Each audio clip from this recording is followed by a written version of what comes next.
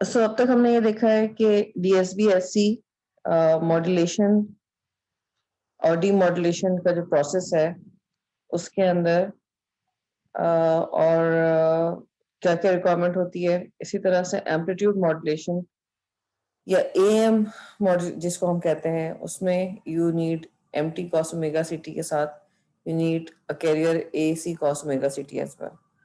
तो अब तक हमने ये देखा है, हमने इसके अलावा एक स्विचिंग मॉड्यूलेटर, पिछली स्लाइड में एक स्विचिंग मॉड्यूलेटर पे भी काम किया था जिसमें एम्प्टी cos ओमेगा CT की टर्म मिल जाती है। और डीमॉड्यूलेशन में हम क्या करते हैं, सिर्फ जो भी सिग्नल मॉड्यूलेट हुआ हुआ होता है एम्प्टी cos ओमेगा CT, उसको दोबारा से cos ओमेगा CT के साथ मल्टीप्लाई कर देते हैं, तो हमें मैसेज उसमें से अलग मिल जाता है। ये जो मैंने अभी आपको एक्सप्रेस की बात बताई है, वो अभी हम आगे भी देख लेंगे मॉड्यूलेशन डीमॉड्यूलेशन में दोबारा, कि मैं ये क्यों कह रही हूँ कि एम्प्टी cos ओमेगा CT को cos ओमेगा CT से दोबारा मल्टीप्लाई करेंगे तो डीमॉड्यूलेशन हो जाएगी। We will see that in the coming slides. So अभी हमें देख रहे हैं कि DSB-SC और AM का जो कंपैरिजन है, उसमें क्या-क्या डिफरेंसेस हैं दोनों में। तो सबसे पहला डिफरेंस जो है वो ये है कि लेट्स सी, यहाँ पे हम एक अज्यूम कर रहे हैं कि एक मैसेज है जिसका पीक टू पीक -1 से 1 तक है और दिस इज एम्प्टी, और इसकी हमने मॉड्यूलेशन की है यूजिंग DSB-SC। DSB-SC में क्या होता है, मैसेज को cos ओमेगा CT से मल्टीप्लाई करते हैं। जब हमने मैसेज को cos ओमेगा CT के साथ मल्टीप्लाई किया, तो ये जो कैरियर वेव है, जो कि फास्ट फ्रीक्वेंसी वेव है, हाई फ्रीक्वेंसी वेव है, ये कॉन्स्टेंटली जल्दी ये ऑस्किलेट हो रही है, और इसमें इसका जो इस कैरियर वेव का जो एम्पलीट्यूड है वो चेंज हो रहा है जैसे जैसे मैसेज चेंज हो रहा है।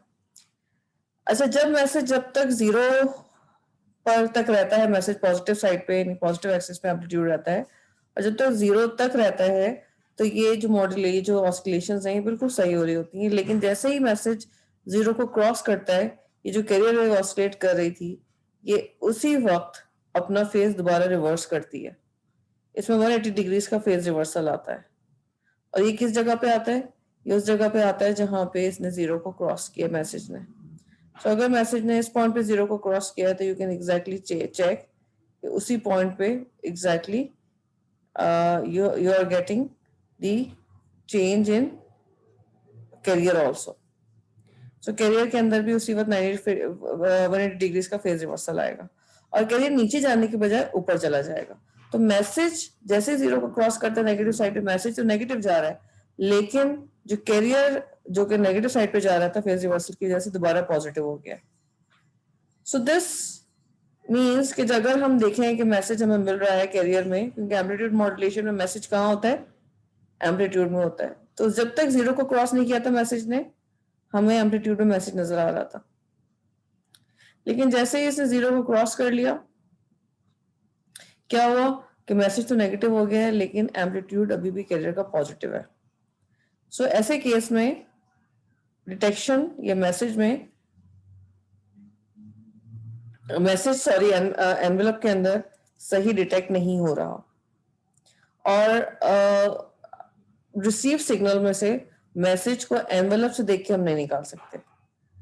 एनवेलप देख के आप नहीं निकाल सकते। एनवेलप कहाँ तक सही है, जहां तक के 0 को क्रॉस नहीं किया, लेकिन जैसे हमने 0 को क्रॉस किया है, एनवेलप में मैसेज अब सही नहीं आ रहा, क्योंकि मैसेज नेगेटिव हुआ हुआ है और एनवेलप में मैसेज आपको पॉजिटिव नजर आ रहा है।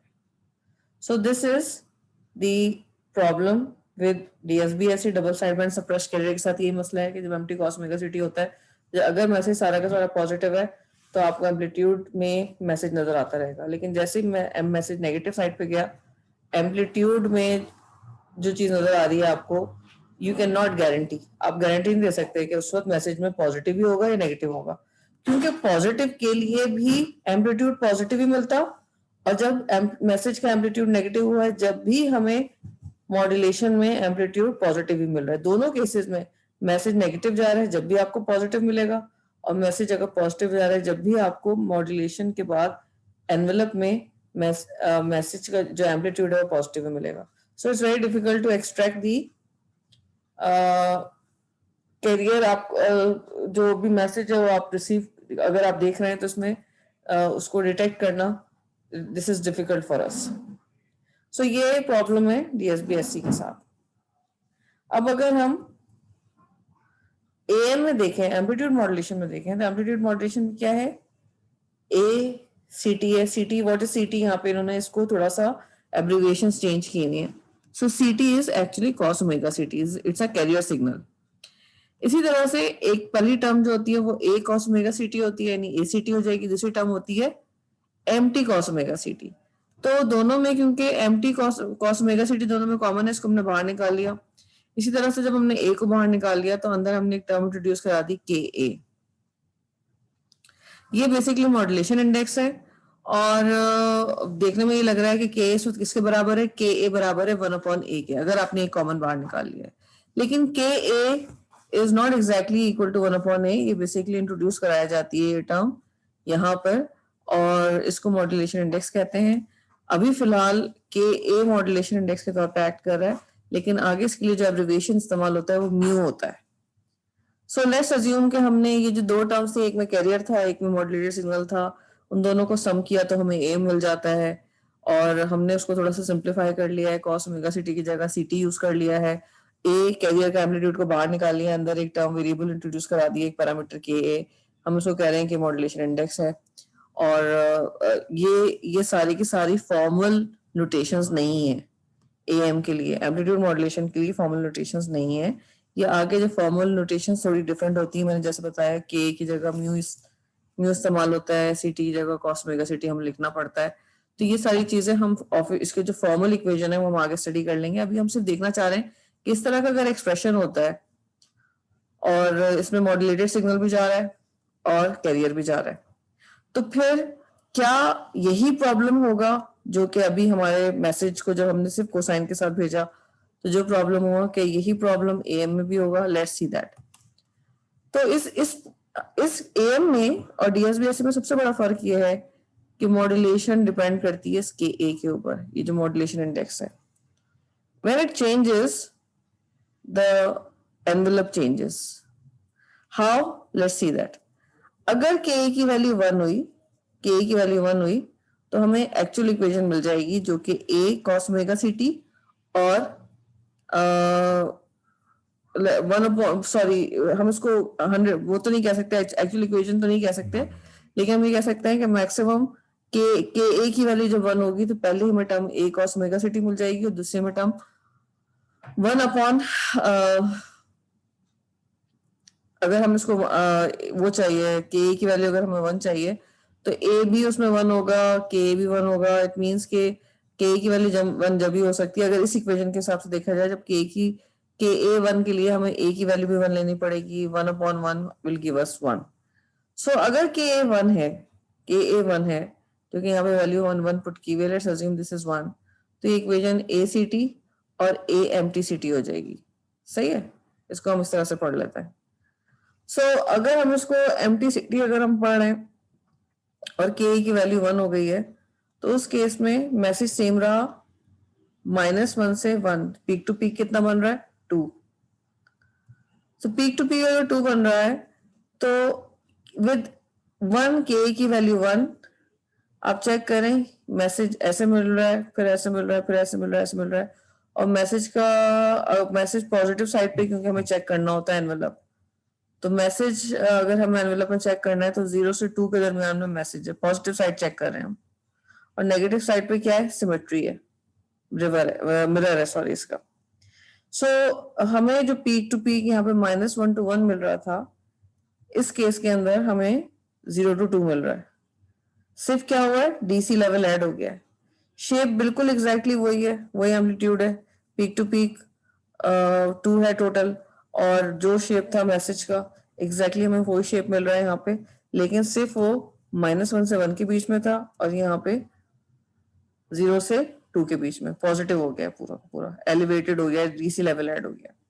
अगर हम इस के की वैल्यू यहाँ पे 0.5 रखते हैं तो इसका मतलब ये होगा 50% मॉड्यूलेशन है। 50% मॉड्यूलेशन के अंदर अगर आप देखें तो अब पीक टू पीक जो पॉजिटिव, क्योंकि हमें पॉजिटिव साइड से पीक चेक करनी होती है, एनवेलप निकालना होता है, मैसेज निकालना होता है, तो वो पीक टू पीक हमें मिल रही है 0.5 से 1.5, यानी पीक टू पीक है 1। तो जो एक्चुअल पीक टू पीक थी 2, 50% मॉड्यूलेशन में वो पीक टू पीक हाफ हो गई है, 2 से 1 हो गई है। 100% मॉड्यूलेशन में exactly same peak to peak मिली है हमें 2 के बराबर, जो कि एक्चुअल मैसेज की पीक टू पीक है।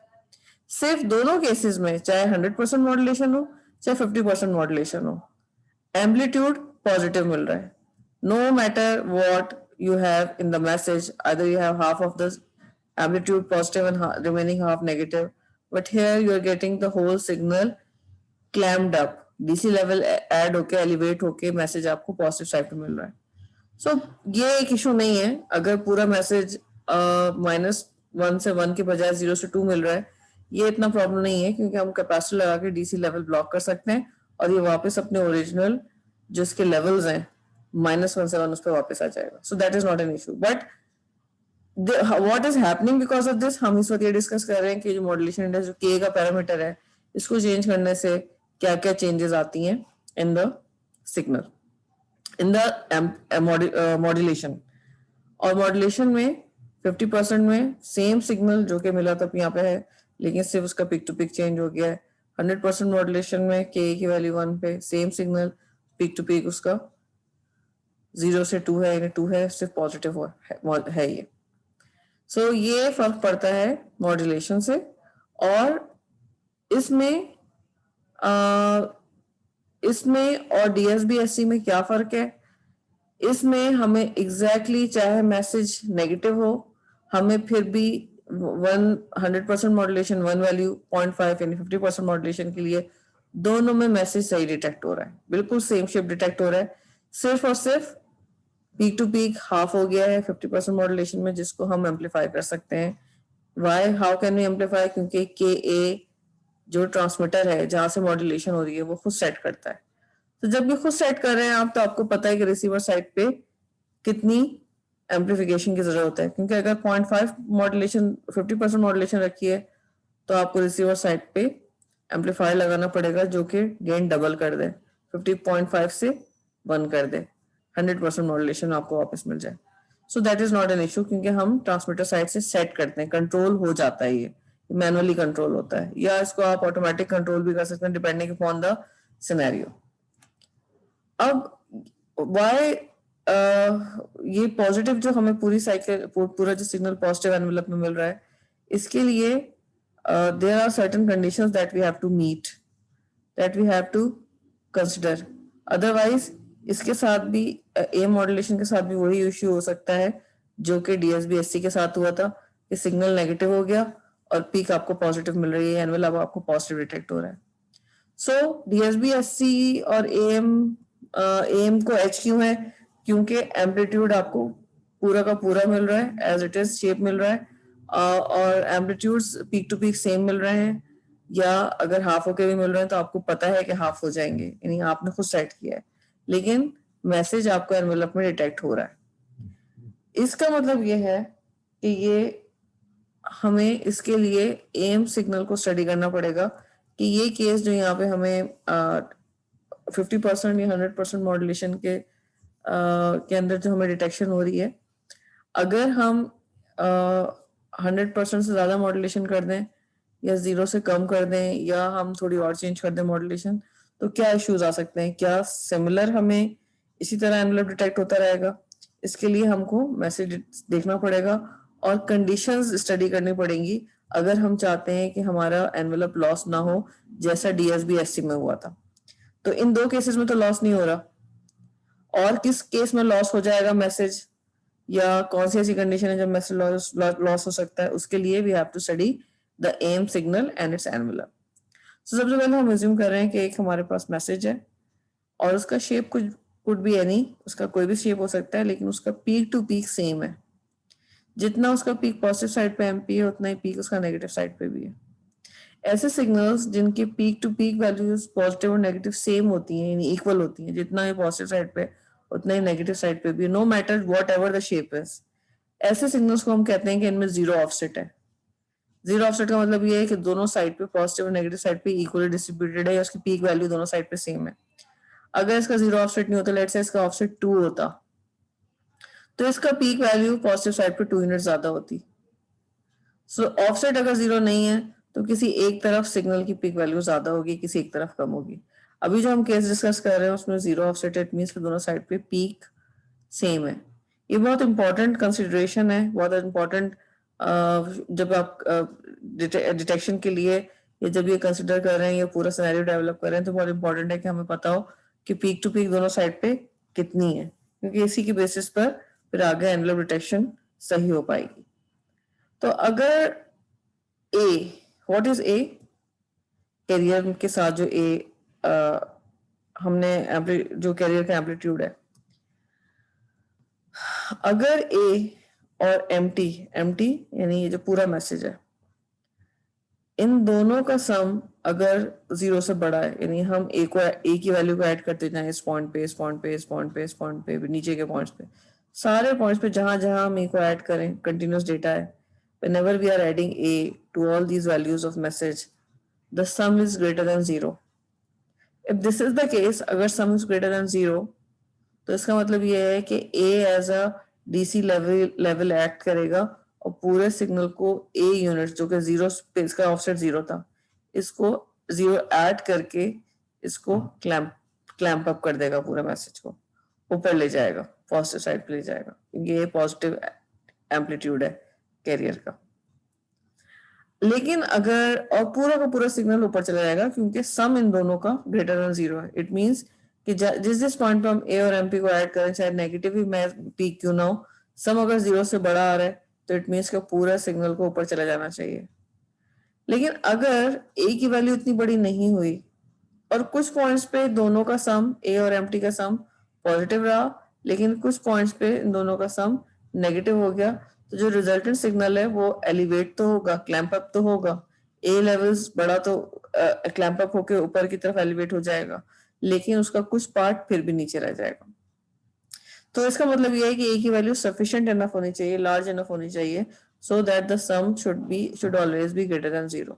लेकिन अगर ए की वैल्यू स्मॉल है, यानी जो कैरियर हम साथ लगा के भेज रहे हैं, ए कॉस ओमेगा सिटी लगा के भेज रहे हैं एमटी कॉस ओमेगा सिटी के साथ, अगर ये ए की वैल्यू ज्यादा बड़ी नहीं है तो कुछ सिग्नल नीचे आपको नेगेटिव साइड पे भी मिलता है।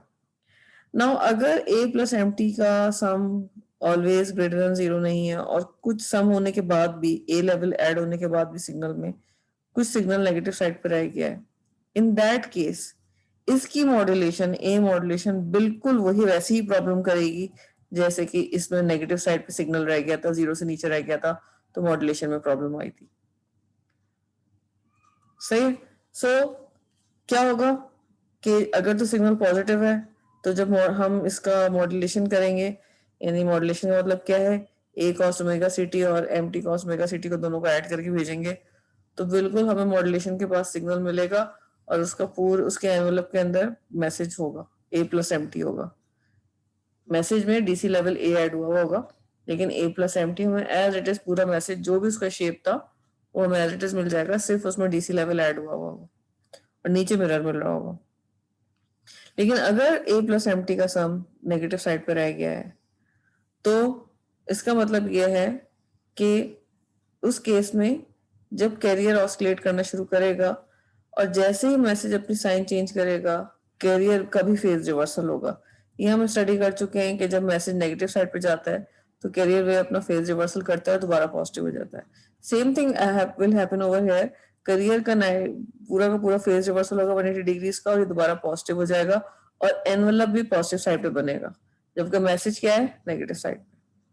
सो इट मींस कि अगर हम चाहते हैं कि AM should work better than DSBSC और जो डीएसबीएससी के साथ जो प्रॉब्लम है वो एएम में ना हो, तो हम क्या करेंगे, हम ए प्लस एम टी इनका सम हमेशा किससे बड़ा रखेंगे, ग्रेटर देन 0 रखेंगे। So it's very important to choose the value of A large enough so that the sum is always greater than 0. In that case, part D will be true और envelope detection बिल्कुल सही होगी। लेकिन अगर ये सम कुछ points पे, क्योंकि कंटिन्यूस समेशन हो रही है, कंटिन्यूस समेशन है, m t message t is changing with time, तो अगर किसी के पॉइंट पे ये सम 0 से कम रह गया, इन दैट केस क्लैंपिंग सही नहीं हो पाएगी और जब मॉड्यूलेशन होगी, यानी कॉस ओमेगा सिटी की टर्म इनके साथ मल्टीप्लाई होगी। अभी तो हमने सिर्फ क्या किया, ए प्लस एम टी को, ए प्लस एम टी क्या है, ये ए प्लस एम टी है, जो कि दोनों के एम्पलीट्यूड्स हैं, दोनों के ए का कॉस ओमेगा सिटी का एम्पलीट्यूड ए है और दूसरे टर्म में कॉस ओमेगा सिटी का एम्पलीट्यूड मैसेज है, एम टी है, इन दोनों को सम किया हुआ था हमने सबसे शुरू में, जहां पे एम्पलीट्यूड मॉड्यूलेशन हमने पढ़ी थी, AC cos omega city, MT cos omega city. बाद में हमने उसमें ये वेरिएबल या ये मॉड्यूलेशन इंडेक्स के हमने उसमें एंटर करा दी थी, उसमें इंट्रोड्यूस करा दी थी। तो बिल्कुल शुरू में बेसिकली A प्लस MT की बात हो रही है। बाद में हमने मॉड्यूलेशन इंडेक्स की वेरिएबल इंट्रोड्यूस कराया है और उससे मॉड्यूलेशन को कंट्रोल कर रहे हैं। सो लेकिन सबसे पहले कुछ चीजें हमें बिल्कुल सेट पता होनी चाहिए। A प्लस MT के सम हमेशा ग्रेटर देन 0। फिर हम इसमें मॉड्यूलेशन इंडेक्स कुछ भी इंट्रोड्यूस करा दें, 0.5, 0.3, 0.4, वो हम आगे देखेंगे।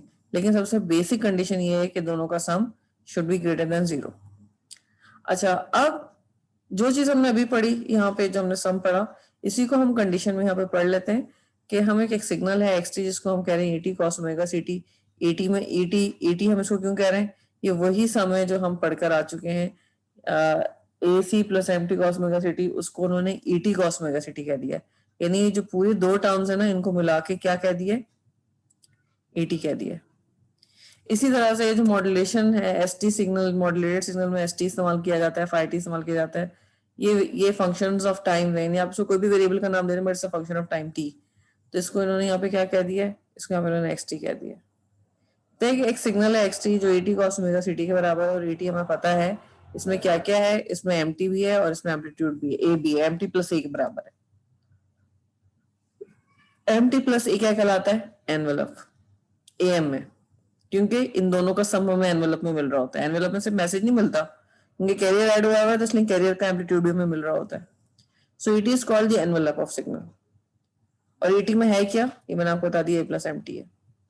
सो हमें कंडीशन क्या रखनी है? हमें कंडीशन ये रखनी है कि कैरियर की फ्री जो सिग्नल है, जो भी मैसेज है, उसकी बैंडविड्थ से बहुत बहुत much greater than carrier frequency होना चाहिए। कैरियर फ्रीक्वेंसी को बहुत ज्यादा होना चाहिए as compare to bandwidth of MT। और दूसरी कंडीशन मैंने आपको बता दी है, A प्लस MT, इन दोनों का सम हमेशा 0 से बड़ा होना चाहिए, या मिनिमम अगर कंडीशन अगर मीट करनी है आपको तो 0 के बराबर होना चाहिए, लेकिन नीचे नेगेटिव नहीं होना चाहिए। अगर 0 के बराबर होगा तो ये सम जो हमें मिल रहा था ना, 0 तक पहुंच जाएगा, बस 0 तक पहुंचेगा, लेकिन नेगेटिव नहीं जाएगा अगर हमने इसको इक्वल टू 0 रखा। लेकिन अगर लेस देन 0 रखा तो फेज रिवर्सल होगा और एनवेलप डिटेक्शन सही नहीं होगी, और ये पार्ट ई वाला एनवेलप मिलेगा जहाँ पे मैसेज तो नीचे जा रहा है, लेकिन देखें ओरिजिनल मैसेज भी नीचे जा रहा है, लेकिन एनवेलप में पॉजिटिव मैसेज मिल रहा है हमें, ये पॉजिटिव एनवेलप मिल रहा है। सो इट मीन्स कि ये एनवेलप डिटेक्शन की दो कंडीशंस हो गई। बैंडविड्थ ज्यादा होनी चाहिए, बहुत ज्यादा कैरियर की बैंडविड्थ। दूसरी कंडीशन क्या होनी चाहिए? A प्लस MT हमेशा ग्रेटर देन इक्वल टू 0 होना चाहिए। ये दो कंडीशंस हो गई। अब इसी को हम थोड़ा सा और सिंप्लीफाई करके या स्पेसिफिक करके पढ़ लेते हैं। ये तो बहुत जनरल है, दो कंडीशंस हैं, इनको थोड़ा सा स्पेसिफिक करके पढ़ लेते हैं और सिंप्लीफाई कर लेते हैं।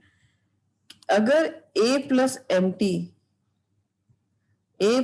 ग्रेटर देन इक्वल टू 0 होना चाहिए, तो इसका मतलब ये है कि A को बड़ा होना चाहिए MT से। इसको थोड़ा और सिंप्लीफाई कर लिए, A plus MT greater than equal to 0 होना चाहिए। इसको आप प्लीज ये मत कीजिएगा कि ये ना, इसको हम इस साइड पे ले जाते हैं, माइनस MT हो जाएगा ये, तो A should be greater than equal to minus MT।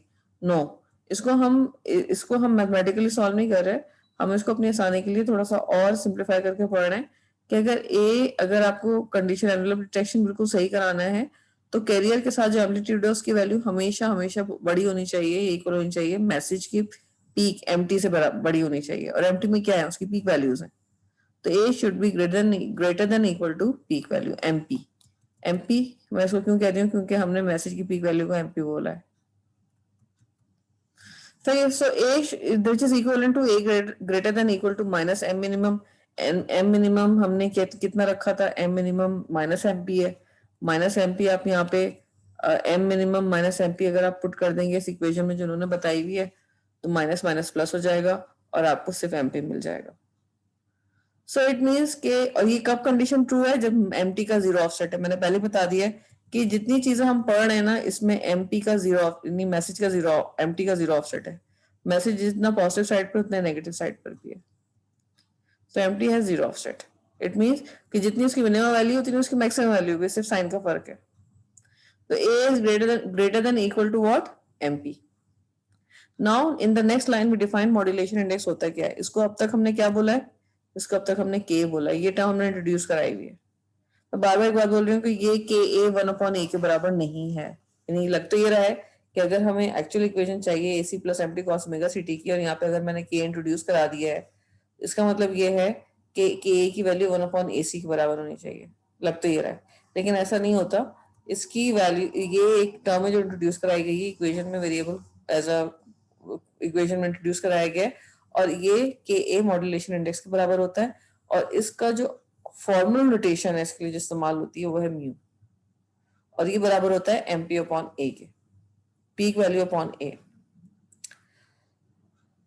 Condition क्या है, ए हमेशा बड़ा होगा या इक्वल होगा एम टी से, तो ये डिनोमिनेटर हमेशा बड़ा होगा, तो हमेशा वैल्यू 1 या 1 से छोटी रहेगी। अगर ए और एम टी दोनों बराबर हो गए तो M P upon M P मिल जाएगा हमें, और म्यू की वैल्यू मॉड्यूलेशन इंडेक्स की मैक्सिमम वैल्यू 1 हो जाएगी। लेकिन अगर ए बड़ा है एमपी से या एमटी से, मैसेज से, एमटी में है क्या, उसकी पीक वैल्यू है जिससे हम उसको मेजर कर रहे हैं। सो अगर ए बड़ा है एमपी से तो फिर म्यू की वैल्यू 1 से छोटी आएगी। So modulation index should be less than equal to 1। 1 maximum 1 हो सकता है, जो कि अभी हमने यहाँ पर देखा, मॉड्यूलेशन इंडेक्स 1 था मैक्सिमम। कब हुआ ये मॉड्यूलेशन इंडेक्स 1 कब हुआ, जब एमपी और ए दोनों की वैल्यू सेम होगी तो म्यू 1 मिलेगा। अदरवाइज ए बड़ा ही रखना होता है हमें पीक वैल्यू से, उस केस में म्यू की वैल्यू 1 से छोटी होगी, जो कि हमने सेकंड केस में देखी थी के ए जो कि मॉड्यूलेशन इंडेक्स है म्यू है, उसकी वैल्यू हमने 0.5 रखी हुई है। तो वो कब आई है, जब ए की वैल्यू डबल है एमपी से। सो लार्जर मॉड्यूलेशन इंडेक्स होगा तो उसका भी कोई फायदा है। हमें क्या वैल्यू रखनी चाहिए, ये ट्रेड ऑफ है। ज्यादा बड़ी वैल्यू रखेंगे तो there are certain there is advantage, और स्मॉलर वैल्यू रखेंगे उसका भी एडवांटेज है, लेकिन with every advantage there is a downside also. पहले अगर हम इसको देख लेते हैं, अगर हम इसकी बड़ी वैल्यू रखते हैं म्यू की लार्ज, यानी 1 की मैक्सिमम वैल्यू 1 हो सकती है, म्यू की वैल्यू अगर 1 के आसपास रखते हैं तो पावर, ट्रांसमिशन पावर कम चाहिए होती है, क्योंकि ये जो एम की इक्वेशन हम पढ़ रहे हैं ना, ये पूरी दिस एम की इक्वेशन मॉड्यूलेशन की इक्वेशन है, इसको ट्रांसमिट करने के लिए पावर चाहिए, वो ज्यादा चाहिए होगी, क्योंकि इसमें m T cos omega CT के साथ एसी कॉस ओमेगा सिटी भी जा रहा है। सो इसलिए पावर इश्यूज को देखना पड़ेगा इसमें। So large modulation index reduces power, अगर मॉड्यूलेशन इंडेक्स ज्यादा रखेंगे तो पावर हमें कम चाहिए होगी, लेकिन डीमॉड्यूलेशन में इशू आएगा। Why there is an issue, we can see that. अब हम आगे इसको डिस्कस कर सकते हैं, आगे वाली स्लाइड में। आई थिंक हम इसको भी, आगे की स्लाइड इसी बारे में।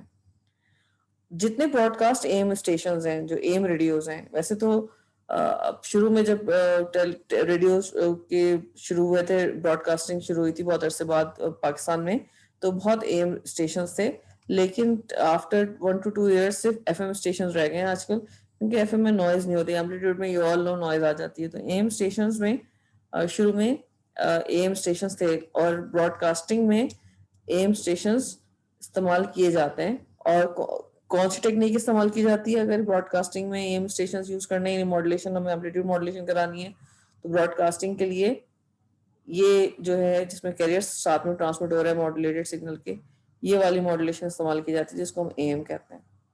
सो for the radio broadcast station broadcasting we use AM technique, और डीएसबीएससी को इस्तेमाल नहीं किया जाता है, क्योंकि उसमें जो इश्यूज हम डिस्कस कर चुके हैं ऑलरेडी, के रिसीवर और सेंडर साइड पे सेम कैरियर वेव चाहिए होती है। सो ये जो ब्रॉडकास्ट स्टेशन हैं, ये कितना म्यू की वैल्यू क्या यूज करते हैं, ऑलमोस्ट 1 यूज करते हैं, 1 के आसपास यूज करते हैं। सो मॉड्यूलेशन, इसलिए इनको पावर, क्योंकि जब ट्रांसमिशन हो रही होती है ब्रॉडकास्टिंग, तो इनको कम कम पावर चाहिए होती है, क्योंकि हम ऑलरेडी देख चुके हैं कि जब आप मॉड्यूलेशन इंडेक्स ज्यादा रखेंगे तो कम पावर चाहिए होगी। तो ये जो एम स्टेशन जो ब्रॉडकास्टिंग करते हैं, रेडियो में जो इस्तेमाल होते हैं, ये सब अपना मॉड्यूलेशन इंडेक्स सेट करते हैं 1 के बराबर, 1 से क्लोज। ये, और ये मैं आपको पहले बता चुकी हूँ कि यू कैन सेट दिस, जो ट्रांसमिशन हो रही है वो के खुद कंट्रोल करता है, मॉड्यूलेशन खुद कंट्रोल करता है। So they have set modulation index close to 1। Input signals are controlled using automatic gain control. जो इनपुट सिग्नल्स हैं, जो मैसेज आ रहा है, वो उसमें एक एजीसी ऑटोमेटिक गेन कंट्रोल लगा होता है, उसको कितना हाई वैल्यू पे मॉड्यूलेट करना है या लो वैल्यू पे मॉड्यूलेट, उसकी जो एम्पलीफिकेशन है वो कितनी होनी चाहिए, कितने गेन के साथ उसको ट्रांसमिट करना है, ये उसके लिए ऑटोमेटिक गेन कंट्रोल होता है जिससे आप गेन इंट्रोड्यूस करा सकते हैं। सो ये कंडीशन हो गई मॉड्यूलेशन के लिए कि म्यू इस्तेमाल करना है हमें, और म्यू पे हमें ए एमपी से ज्यादा रखना है, और म्यू की वैल्यू 0 से 1 के बीच में होनी चाहिए। और अगर हम म्यू की वैल्यू बढ़ाएंगे तो पावर कम हो जाएगी, पावर रिक्वायरमेंट कम हो जाएगी, लेकिन डिमॉड्यूलेशन में इशू आ सकता है। So let's see what happens in the transmission first. मतलब मॉड्यूलेशन जब हम करेंगे तो क्या प्रॉब्लम है जिससे हम हो सकती है ये या डिमॉड्यूलेशन क्यों मसला करेगी। Let's see in the next slide. So एक इंपॉर्टेंट स्लाइड है, इसमें बहुत सारे कॉन्सेप्ट्स क्लियर होने चाहिए आपके, अगर आपको समझ में आ गई है। सो होपफुली इसका जो न्यूमेरिकल है, there is only one numerical in the book, you will be able to do it right अगर आपको ये कॉन्सेप्ट समझ में आ जाता है। और बेसिकली इसमें इस स्लाइड के अंदर काफी चीजें क्लियर भी हो जानी चाहिए अगर आपको अभी तक कॉन्सेप्ट क्लियर नहीं हुआ है मॉड्यूलेशन का। सो हम अज्यूम कर रहे हैं कि message is a tone. Tone का मतलब ये होता है कि मैसेज के अंदर एक कोसाइन या साइनसॉइड है। So sinusoid is called a tone, why? Because उसमें एक सिंगल फ्रीक्वेंसी होती है, और अगर आप मैसेज में साइनसॉइड रख के भेज रहे हैं और मैसेज में साइनसॉइड की मॉड्यूलेशन कर रहे हैं, तो इट मीन्स कि आप टोन मॉड्यूलेशन कर रहे हैं, क्योंकि मैसेज में क्या है, टोन है, इसलिए मैसेज मॉड्यूलेशन को हम टोन मॉड्यूलेशन कह रहे हैं। मैसेज में बी कॉस ओमेगा सिटी है। बी कॉस ओमेगा सिटी का मतलब ये है कि कॉस ओमेगा एम टी है, ओमेगा सिटी नहीं है, क्योंकि ओमेगा सिटी सॉरी कैरियर की फ्रीक्वेंसी है। B is the amplitude of the message, और इसकी अपनी फ्रीक्वेंसी ओमेगा एम है। सो एक और सो मॉड्यूलेशन इंडेक्स कितना हो जाएगा? मॉड्यूलेशन इंडेक्स होता है एमपी अपॉन ए। तो क्योंकि इस कोसाइन की जो पीक है वो बी के बराबर है, तो मॉड्यूलेशन इंडेक्स हो जाएगा बी अपॉन ए के। फिर अब वी हैव ए, मैसेज की जगह हमने यहाँ पे एम टी आता है, मैसेज की जगह हमने यहाँ पे B cos omega m t रख दिया, कॉस, और बाहर कॉस ओमेगा सिटी बाहर निकाल लिया। ठीक है, अब हमने क्या किया, ए हमने यहाँ पे बाहर रखा, कॉमन निकाल लिया। जब ए हमने कॉमन बाहर निकाल लिया तो ये हो गया बी अपॉन ए। अब बी अपॉन ए किसके बराबर है? म्यू के बराबर है, तो हमने हमें म्यू रख दिया। सो कहने का मतलब ये है कि यहाँ पे अगर 1 वैल्यू होती तो म्यू हो जाता 1 अपॉन ए। यहाँ पे अगर सी है तो म्यू की वैल्यू आ गई सी अपॉन ए। तो मैं यही बात आपको के में समझाने की कोशिश कर रही थी कि के ए आपको यहाँ पे लग रहा है कि 1 अपॉन ए के बराबर है, लेकिन के ए की वैल्यू कॉन्स्टेंटली चेंज हो रही होगी डिपेंडिंग अपॉन मैसेज में क्या एम्पलीट्यूड क्या है। जितना मैसेज का एम्पलीट्यूड है उस लिहाज से के ए या मॉड्यूलेशन इंडेक्स चेंज हो रहा होता है, क्योंकि म्यू और के ए सेम चीज है। तो बी अपॉन ए हो गया, हमने तो ये म्यू यहाँ पर आ गया। ये पूरी इक्वेशन जो थी, carrier M, carrier plus message, modulated message, इन दोनों का सम, इसको हमने इस तरह से लिख दिया और उसको म्यू की फॉर्म में लिख दिया। और म्यू हमने पहले कैलकुलेट किया हुआ बी अपॉन ए के बराबर है, क्योंकि हमें मैसेज का पीक वैल्यू पता है। सही है। अच्छा, जब आप इसको मॉड्यूलेट, ये मॉड्यूलेशन हो चुकी है, अब इसको मैं स्केच करके देखना है ताकि हमें बहुत सारी चीजें इसमें क्लियर करनी है कि मैसेज मॉड्यूलेटेड मैसेज होता कैसे। सो इसमें एक और चीज ये है कि क्योंकि ये मॉड्यूलेशन की इक्वेशन है, मॉड्यूलेशन की इक्वेशन में फाई की फॉर्म में लिखी जाती है, तो प्लीज ये भी याद रखिएगा, किसी क्वेश्चन में फाई एफएमटी लिखा हुआ आ जाए, इक्वेशन लिखी हुई हो, इट मींस वो एफएम की इक्वेशन है, ऑफ जो फॉर्मल इक्वेशन है। ये फाई एएमटी है, इट मींस कि ये एम मॉड्यूलेशन की फॉर्मल इक्वेशन है जिसमें message B cos omega MT लिया गया है। सही है। अब whatever carrier you have added, carrier का एम्पलीट्यूड ए है, तो सबसे पहले हमें जो भी मैसेज मॉड्यूलेट होगा, ये जो कैरियर के साथ मैसेज जा रहा है, एमटी जा रहा है, जो भी मॉड्यूलेट होगा मैसेज, यहाँ पे बी कॉस ओमेगा एमटी है, एमटी यहाँ पे बी कॉस ओमेगा एमटी, तो यहाँ पे मैसेज में बी कॉस ओमेगा एमटी जा रहा होगा। जो भी मैसेज जा रहा है वो हमेशा इस कैरियर जो हमने ऐड कराया है इसमें कॉस में, उसकी वजह से वो ए यूनिट्स ऊपर से स्टार्ट होता है, यानी A acts like a DC value, और पूरा मैसेज जो होगा, जो ये एमटी है, एमटी में जो भी वैल्यू है, कॉस है, जो भी है, वो एलिवेट हो जाएगी या क्लैंप अप हो जाएगी। सो मैसेज हमें ए के बाद मिलना शुरू होगा, ए के दोनों साइड पे पॉजिटिव नेगेटिव पॉजिटिव, क्योंकि कॉस है ना, जितना पॉजिटिव उतना नेगेटिव, जितना पॉजिटिव उतना नेगेटिव, इसकी जगह कोई और वैल्यू होती तो फिर वही वैल्यू दोनों साइड पे ऑस्किलेट हो रही होती। सही है। अब दिस इज कोसाइन यानी तो पहले ए ऐड कर दिया आपने, ए डीसी ऑफसेट है, मैसेज उसके अक्रॉस ही चेंज हो रहा होता है। अगर लेट्स अज्यूम म्यू की वैल्यू 0.5 है, 0.5 है म्यू की वैल्यू, अगर म्यू की वैल्यू यहाँ पे हम 0.5 रखते हैं तो बी यानी मैसेज का एम्पलीट्यूड किसके बराबर हो जाएगा, 0.5 ए के, क्योंकि बी यहाँ पे रह गया, म्यू 0.5 है तो बी बराबर हो गया 0.5 ए के। इट मीन्स कि मैसेज की पीक वैल्यू 0.5 ए के बराबर है। तो ये जो डीसी ऑफसेट है, डीसी लेवल है जिसके अक्रॉस मैसेज दोनों साइड पे कोसाइन ऑस्किलेट कर रहा है, तो मैसेज की वैल्यू पॉजिटिव साइड पे भी कितनी होगी, 0.5 ए के बराबर, और नेगेटिव साइड पे भी कितनी होगी, 0.5 ए के बराबर, क्योंकि बी पीक वैल्यू है और उसकी उसकी वैल्यू भी हमने कैलकुलेट करके कितनी निकाली है, 0.5 ए के बराबर। तो ये ए तो डीसी लेवल है, जीरो लेवल है, इसको हम कह रहे हैं, जिसको जो जीरो न्यू जीरो है, जिसके अक्रॉस मैसेज ऑस्किलेट करेगा। तो मैसेज पॉजिटिव साइड पे कितना होगा, 0.5 ए, ये भी कैलकुलेट कर लिया। नेगेटिव साइड पे कितना होगा, 0.5 ए। तो ये जीरो को टच नहीं करेगा क्योंकि टोटल वैल्यू ए है जिसके अक्रॉस ये ऑस्किलेट कर रहा है, और हाफ नीचे हाफ ऊपर, हाफ ए अपॉन टू ऊपर ए अपॉन टू नीचे, और नीचे इसका मिरर मिल जाएगा। ये कब हो रहा है, जब मॉड्यूलेशन इंडेक्स 0.5 है। अब अज्यूम करते हैं कि मॉड्यूलेशन इंडेक्स 1 हो गई है, म्यू की वैल्यू 1 है। अगर म्यू की वैल्यू 1 है तो बी इक्वल टू ए हो जाएगा, बी और ए की वैल्यू बराबर हो जाएगी। तो सबसे पहले हमने काम क्या किया, हमने ए ले लिया क्योंकि ये हमारा डीसी ऑफसेट है, ये डीसी लेवल है जिसके जरिए हमें इसके अक्रॉस हमें ऑस्किलेशन करनी होती है। अभी जो मैसेज है कॉस, ये इसके अक्रॉस ऑस्किलेट करेगा, ऊपर और नीचे सेम होगा। ऊपर कितना होगा, ऊपर भी ए होगा क्योंकि बी की वैल्यू अब किसके बराबर आ गई है, ए के बराबर, क्योंकि म्यू 1 रखा हुआ हमने। तो ऊपर इस ऑफसेट, इस ए के अक्रॉस जो ऊपर इसका पॉजिटिव ऑफसेट या पॉजिटिव पीक होगी, वो भी बी की वैल्यू ए के बराबर होगी, और नीचे जो वैल्यू होगी वो भी बी की वैल्यू ए के बराबर होगी। तो ये कहाँ जाके टच कर रहा होगा, ये जीरो को टच कर रहा होगा,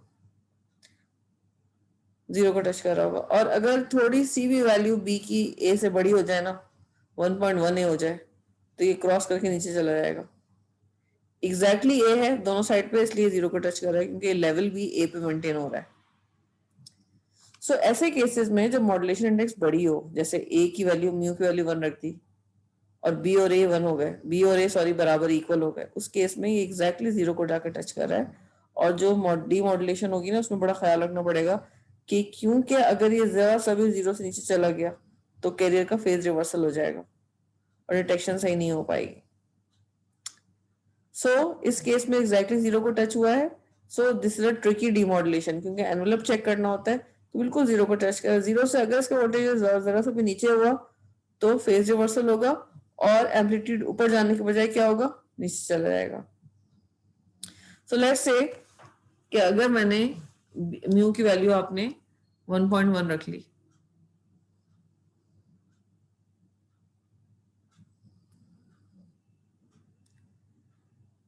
तो इसका मतलब बी की वैल्यू 1.1 ए के बराबर हो जाएगी।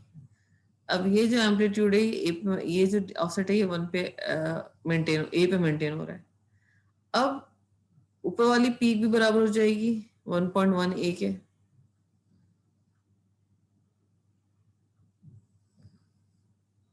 और नीचे वाली जो पीक है वो भी 1.1 ए के। तो जो डीसी ऑफसेट है वो तो ए था, ये नीचे चला गया, और जब ये नीचे चला गया तो इसकी डिटेक्शन क्या हो जाएगी, ऊपर हो जाएगी। नीचे वाला पार्ट, ऊपर वाला पार्ट नीचे चला गया और नीचे वाला पार्ट मिरर करके ऊपर आ जाएगा। सो यहाँ पर you will have problem in this area. इसीलिए हाई मॉड्यूलेशन जब होती है या high value of modulation index होती है, तो उसमें यहाँ पे जीरो के अक्रॉस के वैल्यूज हो रही होती हैं, तो उसको डिटेक्शन में थोड़ा इशू आ सकता है। इसलिए हम कहते हैं कि हाई मॉड्यूलेशन इंडेक्स में डीमॉड्यूलेशन प्रॉब्लम करती है, क्योंकि डीमॉड्यूलेशन किस तरह से हो रही है, एनवेलप को डिटेक्ट करके हो रही है। सो ये जो हमने अभी केस स्टडी, ये जो पूरा स्टडी किया है केस, ये हमने एम के लिए किया है कि एम में क्या क्या इश्यूज आ सकते हैं, मॉड्यूलेशन इंडेक्स क्यों इंपॉर्टेंट है, मॉड्यूलेशन इंडेक्स से आप बिल्कुल सही मैसेज ट्रांसमिट करेंगे, और जो मैसेज आपने भेजा है वो आपको एनवेलप में नजर आ रहा होगा, सिर्फ उसका पीक टू पीक कम होता जाएगा और पॉजिटिव होगा, या ज्यादा होगा, यानी एग्जैक्टली सेम होगा लेकिन पॉजिटिव होगा। तो मैसेज जो होगा अगर वो नेगेटिव भी है, एम के अंदर पूरा मैसेज हम उसको क्लैंप अप करके पॉजिटिव कर देते हैं, किसकी हेल्प से, म्यू की हेल्प से। सो म्यू अगर 0.5 है तो एम्पलीट्यूड हाफ हो गए, जो भी एम्पलीट्यूड था इसका बी का वो a/2 हो गया। और अगर म्यू की वैल्यू 1 है तो एम्पलीट्यूड a के बराबर हो गया। तो amplitude is controlled by mu, और क्योंकि हम इसे खुद सेट कर रहे हैं तो रिसीवर साइड पे हम गेन लगाकर इसको और डीसी ऑफसेट इसका हटा देंगे और गेन लगा के सेम एम्पलीट्यूड जो बी हमें था वो रिट्रीव हो जाएगा। सही है। सो आई होप ये चीज क्लियर हुई होगी आपको, और मॉड्यूलेशन इंडेक्स की इंपॉर्टेंस भी समझ में आई होगी कि व्हाई दिस इज इंपॉर्टेंट। तो A acts like a DC offset जो कि इसमें ऐड हो जाता है, जो कैरियर हमने साथ लगा के भेजा है मॉड्यूलेशन में वो as a DC offset act करता है। और उस ए की वैल्यू हमें इतनी बड़ी रखनी है कि जो साथ में मैसेज जा रहा है वो जब दोनों साइड पे ऑस्किलेट हो तो वो पॉजिटिव साइड पे रहे, नेगेटिव ना जाए, नहीं तो एनवेलप डिटेक्शन सही नहीं होगा। So mu is very important, और यहाँ पे हमने एक एग्जाम्पल की टोन मॉड्यूलेशन की, उसके जरिए हमने इसको चेक किया। सही है। सो ये तो हो गई इसकी डिटेक्शन।